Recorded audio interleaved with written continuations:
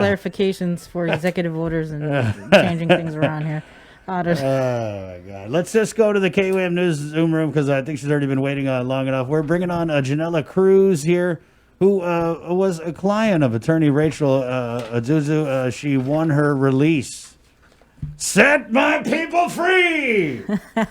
Released from quarantine jail Friday, right, Janella? Good morning. Good morning. Good Chris morning. and Bree. So you were released on, what was it, Friday? Yes, Friday evening.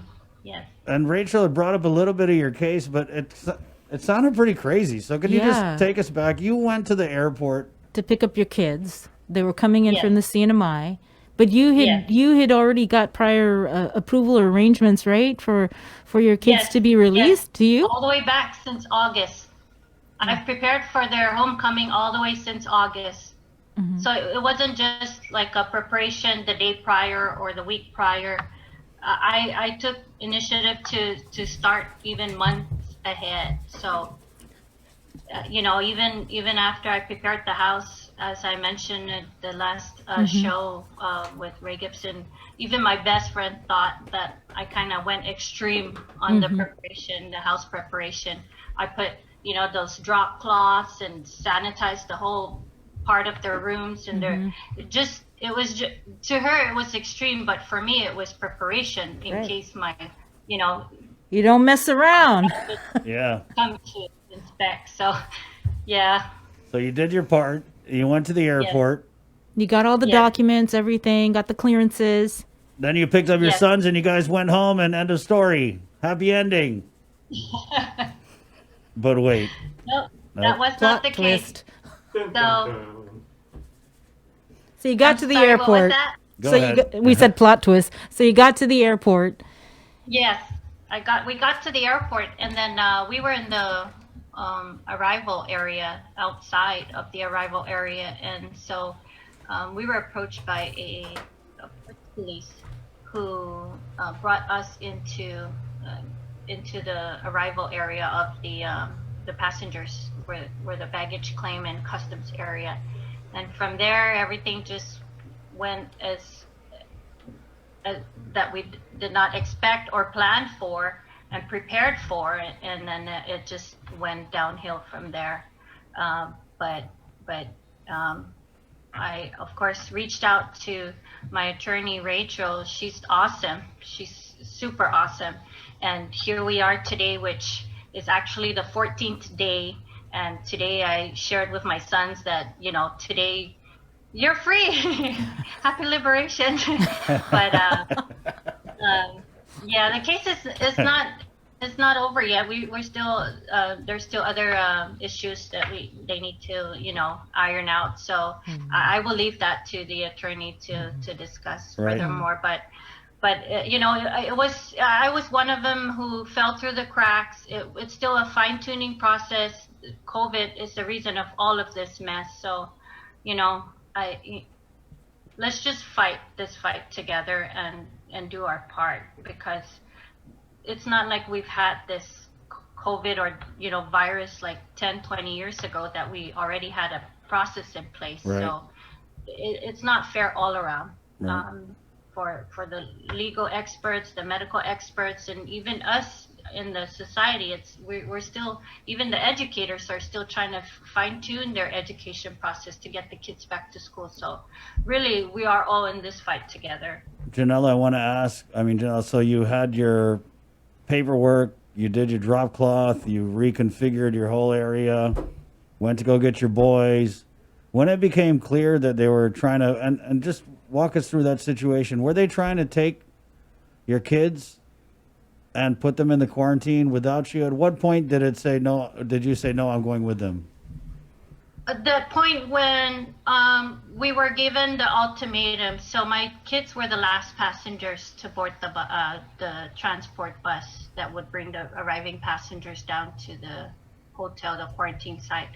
And so it was then that we were given the ultimatum. It's either you or your husband needs to get on the bus with the kids, or they will be placed with strangers.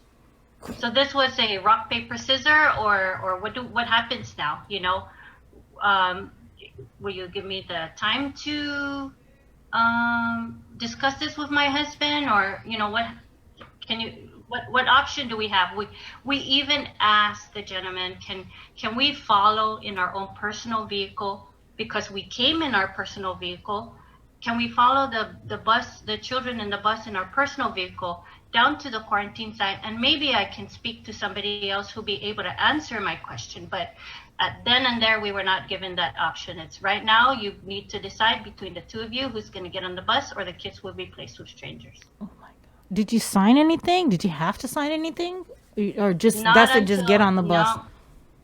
No, no, there was documents later that when I arrived to the quarantine site that I was told that I needed to sign, but as I mentioned, the case is still ongoing, and it's it's still, so I will leave. But yes, I had to sign passengers. I had to sign documents that the passengers signed, and although I wasn't a passenger, I had to sign these documents. So what other choice did I have? Surrender my kids to CPS or strangers, or I'm going to sign these documents and go with my kids, because I will not put my kids in any stranger's care. How old are your kids? I have a 16 and a 14-year-old. I have four sons, Right. and my two middle ones are the ones that came from Saipan. When they said we're going to put your kids with the strangers, how did you not just be like, huh? Yeah. I'm normally that mom, very protective. like I read in one of the comments, I'd probably be the mother hen and start shuffling. But when you're in an area, so pretty much we went inside the terminal. So now I'm in their house. Yeah. So who am I to act, I'd probably make a fool out of myself if I started to act silly in there and start pick a fight. Then for sure my kids will be taken with CPS, and me and my husband would we would have gotten arrested. So I'm in their house. So what do I do? And because I have sons, I have to be mindful that they learn and they become what they see. And if I was to show that I'm gonna, pick a fight in a house that doesn't belong to me, then I'm telling my kids that it's okay. What I'm teaching my kids is, yes, we got violated. My constitution or my rights were violated, but let the legal experts. In my case, my legal expert is, of course, my attorney, Rachel, and so we'll leave it to her to fight this fight for me. So.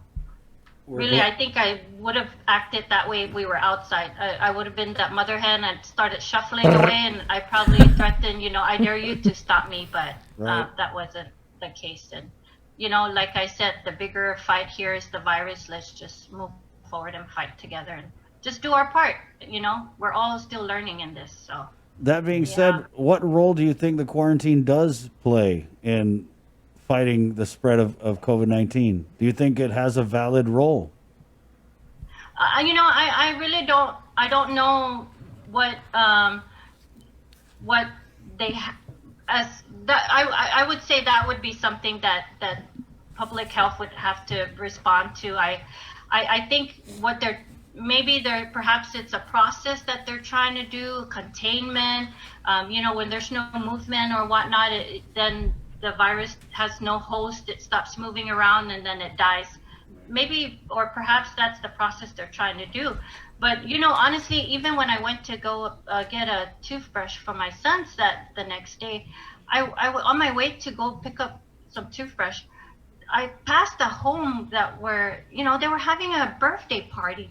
And I thought to myself, I became somewhat of a victim of my rights violated because they're trying to contain this virus, but here are these people just like ignoring and not doing the proper and the right, and it's all common sense. Like I just shook my head and I just went about what I needed to do, and I'm already in a fight, on my own battle of this confusion of my rights and what I can and cannot do, and what I was supposed to do, what I'm not supposed to do. And I'm not gonna take on that worry about.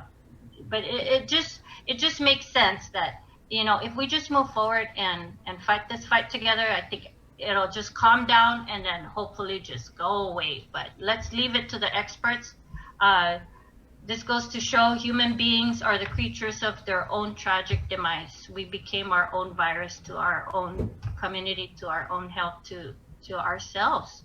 And who are we fighting? Who are we really fighting? Against each other or the virus, really?